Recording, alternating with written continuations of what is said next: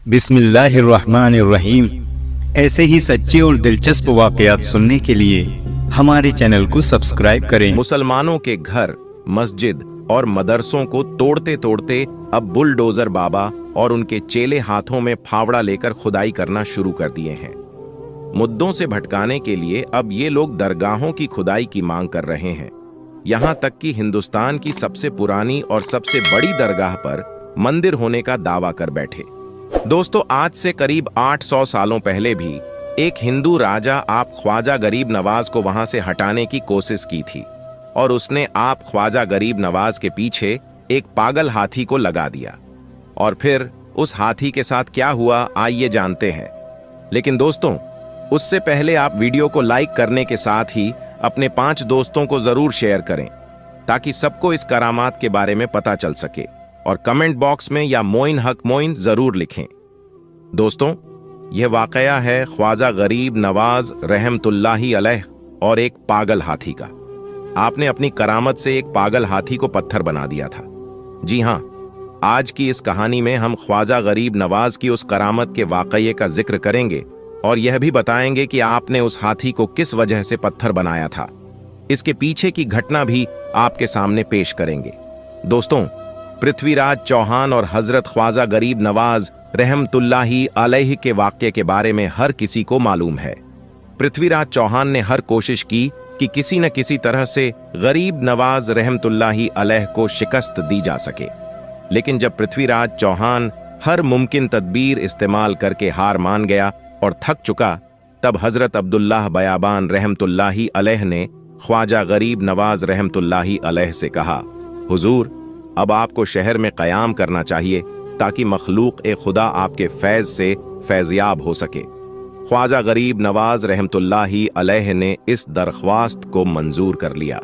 हजरत ख्वाजा गरीब नवाज मोइनुद्दीन चिश्ती रहमतुल्लाही अलैह ने शेख मोहम्मद यादगार को हुक्म दिया कि शहर में हमारे लिए एक मकाम तलाश करें जहां पर हम रह सके।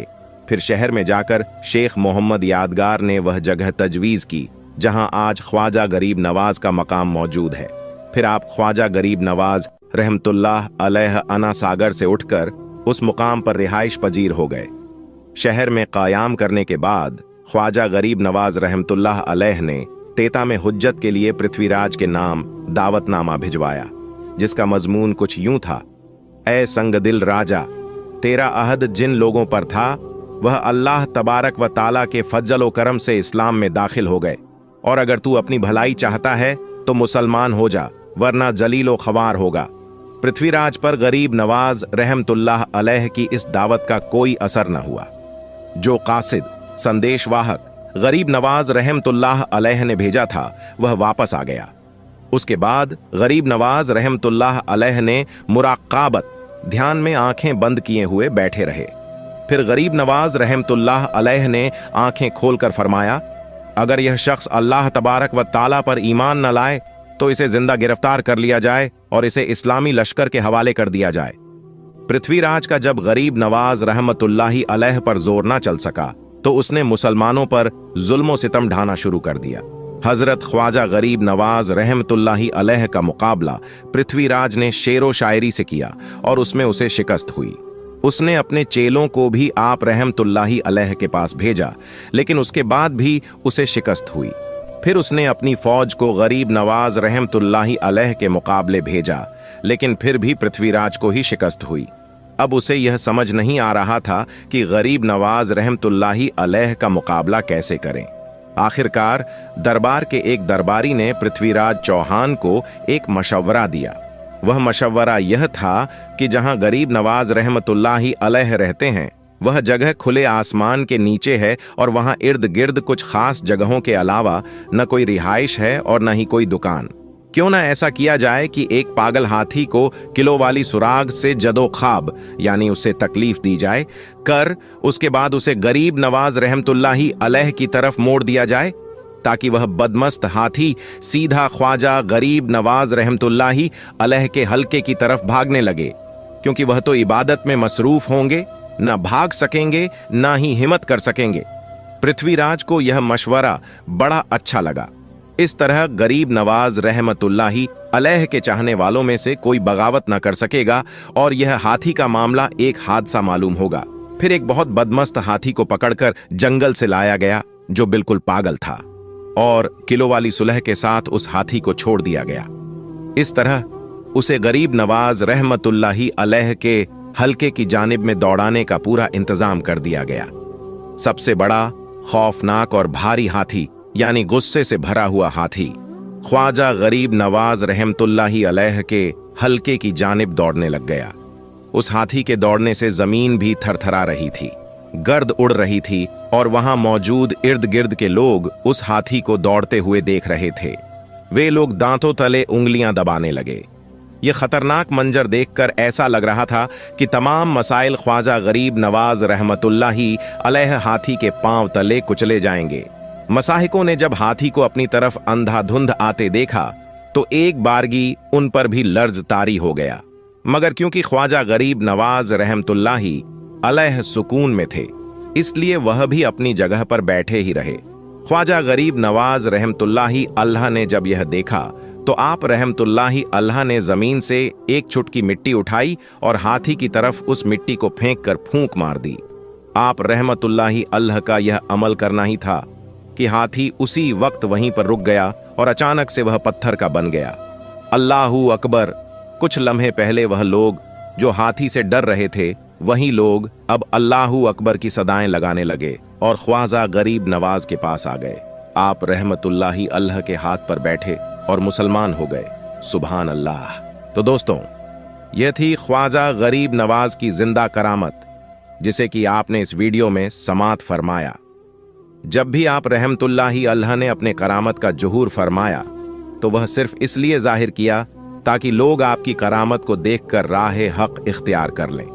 दोस्तों, इसी तरह का एक और करामत ख्वाजा गरीब नवाज का देखने को मिला था जब मुगल बादशाह औरंगजेब अजमेर दरगाह को तोड़ने का इरादा किया था।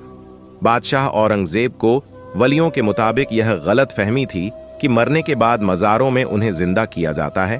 अपनी इसी वहम को दूर करने के लिए बादशाह औरंगजेब एक रोज गरीब नवाज की जियारत करने के लिए अजमेर शरीफ तशरीफ ले गए और जब अजमेर पहुंचे औरंगजेब ने अपने काजी से कहा, चलो मान लेता हूं कि गरीब नवाज अल्लाह के वली हैं, लेकिन मैं तभी मानूंगा जब मैं उनको सलाम पेश करूंगा, तो मुझे सलाम का जवाब मिलना चाहिए।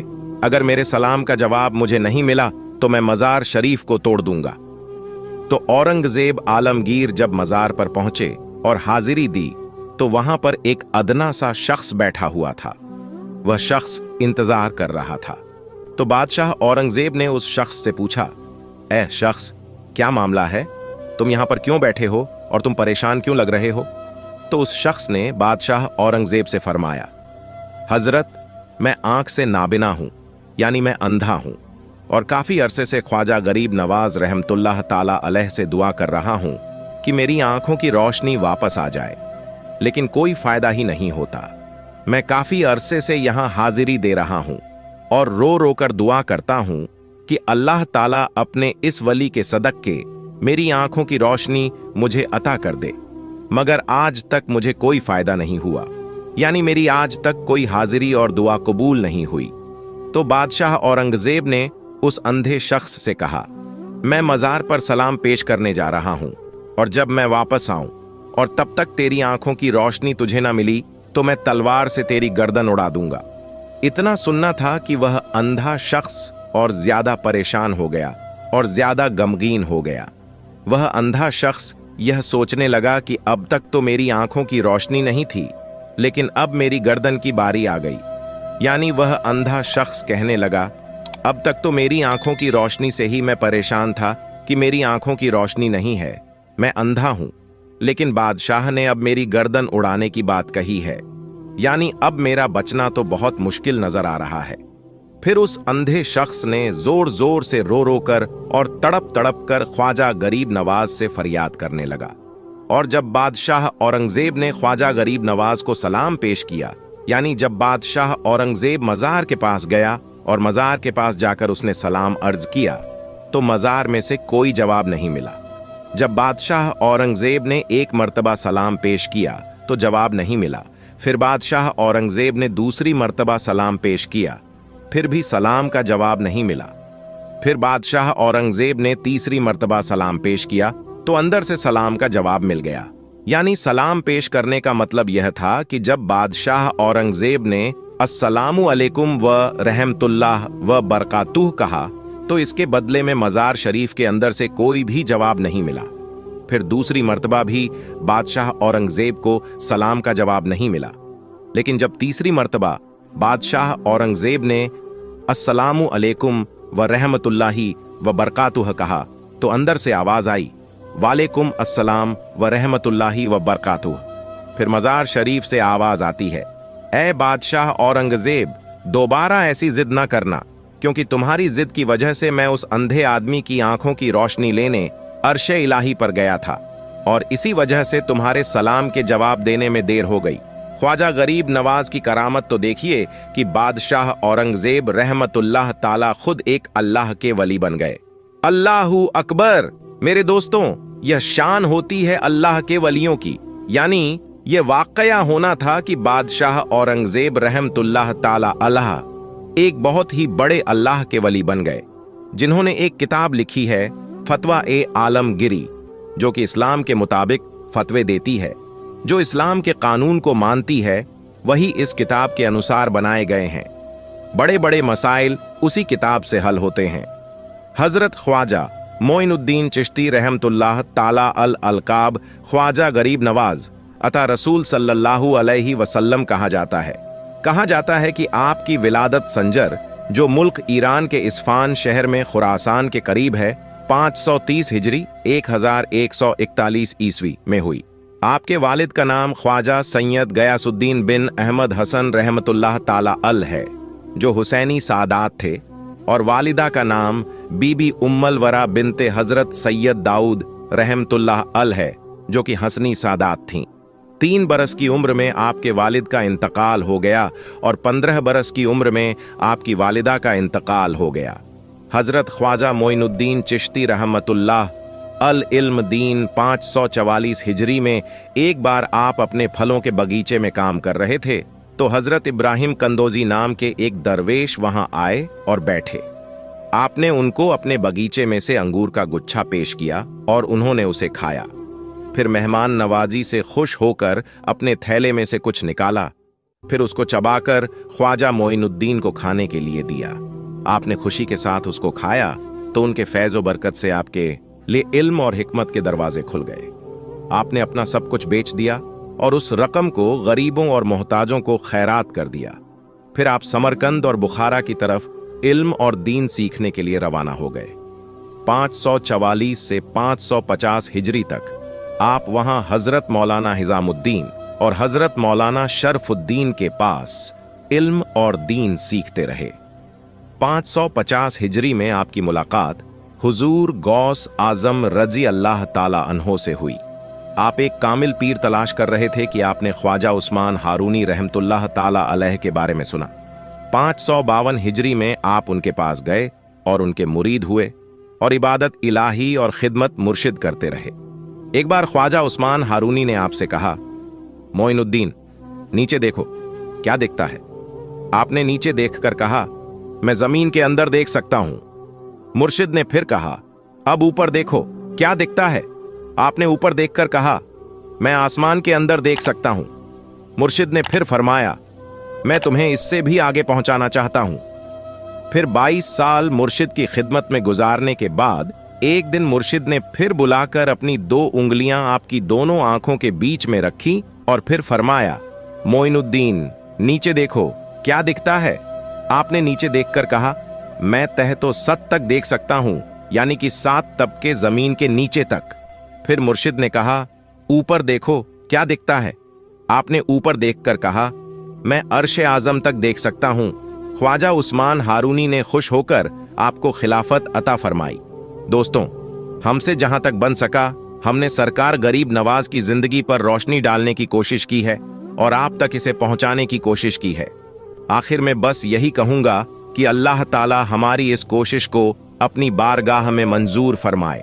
अल्लाह ताला रसूल करीम सल्लल्लाहु अलैहि वसल्लम के सदके में और ख्वाजा गरीब नवाज अताए रसूल के सदके में हम सबको पक्का और सच्चा आशिक रसूल बनाए और सबके ईमान की हिफाजत फरमाए और सबको दुनिया और आखिरत में कामयाबी अता फरमाए। आमीन सुम्मा आमीन।